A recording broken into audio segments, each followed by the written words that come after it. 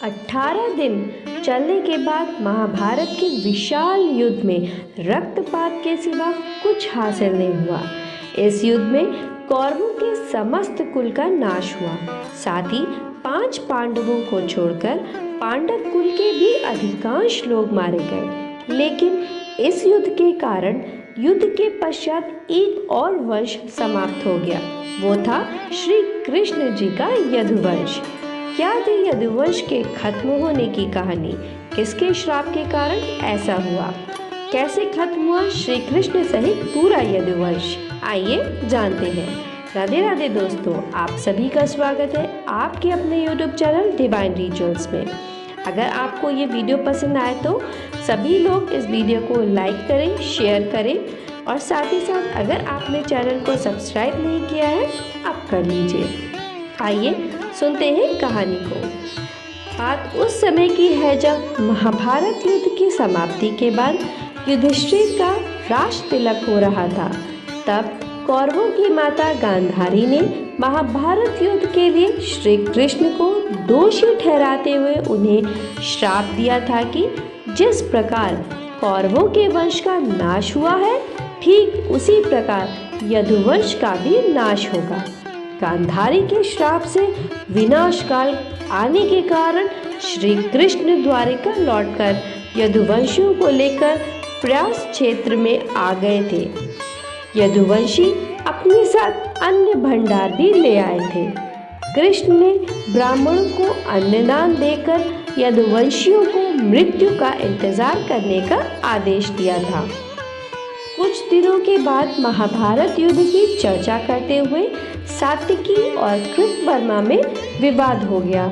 सात्यकी ने गुस्से में आकर कृतवर्मा का सिर काट दिया, जिससे उनमें आपसी युद्ध भड़क उठा और वे समूहों में विभाजित होकर एक दूसरे का संहार करने लगे। इस लड़ाई में श्री कृष्ण के पुत्र प्रद्युम्न और मित्र सात्यकी समेत सभी यदुवंशी मारे गए थे। यदुवंश के नाश के बाद श्री कृष्ण के ज्येष्ठ भाई बलराम समुद्र तट पर बैठ गए और एकाग्रचित होकर परमात्मा में लीन हो गए।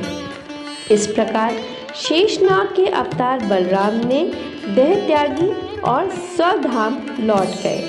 बहेलिया का तीर लगने से हुई थी श्री कृष्ण की मृत्यु। बलराम जी के देह त्यागने के बाद जब एक दिन श्री कृष्ण जी पीपल के नीचे ध्यान की मुद्रा में बैठे हुए थे, तब उसी क्षेत्र में एक जरा नाम का बहेलिया आया हुआ था। जरा एक शिकारी था और वह हिरण का शिकार करना चाहता था। जरा को दूर से हिरण के मुख के समान श्री कृष्ण का तलवा दिखाई दिया। बहेलिये ने बिना कोई विचार किए वहीं से एक तीर छोड़ दिया और श्री कृष्ण के तलवे में जाकर लगा।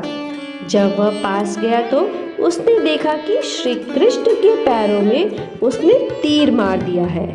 इसके बाद उसे बहुत पश्चाताप हुआ और वह क्षमा याचना करने लगा। तब श्री कृष्ण ने बहेलिये से कहा कि जरा तुम डर मत, तूने मेरे मन का काम किया है, अब तू मेरी आज्ञा से स्वर्ग लोक प्राप्त करेगा। बहेलिये के जाने के बाद वहां श्री कृष्ण का सारथी दारुक पहुंच गया। दारुक को देखकर श्री कृष्ण ने कहा कि वह द्वारिका जाकर सभी को बताए कि पूरा यदुवंश नष्ट हो चुका है और बलराम के साथ श्री कृष्ण भी स्वधाम लौट चुके हैं। अतः सभी लोग द्वारिका छोड़ दो, क्योंकि यह नगरी अब जलमग्न होने वाली है। मेरी माता, पिता और सभी प्रियजन इंद्रप्रस्थ को चले जाएं। यह संदेश लेकर दारुक वहां से चला गया। इसके बाद उस क्षेत्र में सभी देवताएं और स्वर्ग की अप्सराएं, यक्ष, किन्नर, गंधर्व आदि आए और उन्होंने श्री कृष्ण की आराधना की।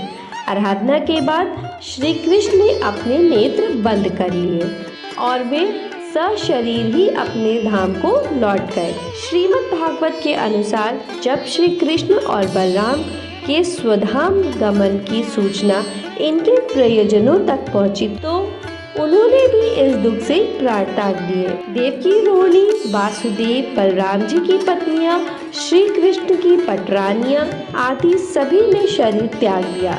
इसके बाद अर्जुन ने यदुवंश के निमित्त पिंडदान और श्राद्ध आदि संस्कार किए।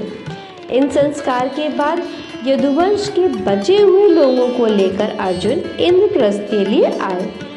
इसके बाद शेष द्वारिका समुद्र में डूब गई। श्री कृष्ण के स्वधाम लौटने की सूचना पाकर सभी पांडवों ने भी हिमालय की ओर यात्रा प्रारंभ कर दी। इसी यात्रा में ही एक एक करके पांडव भी शरीर का त्याग करने लगे। अंत में युधिष्ठिर सशरीर स्वर्ग पहुंचे थे। वानराज बाली ही था जरा बहेलिया। संत लोग यह भी कहते हैं कि प्रभु ने त्रेता में राम के रूप में अवतार लेकर बाली को छुपकर मारा था। कृष्ण अवतार के समय भगवान ने उसी बाली को जरा नामक बहेलिया बनाया और अपने लिए वैसी ही मृत्यु चुनी जैसी बाली को दी थी।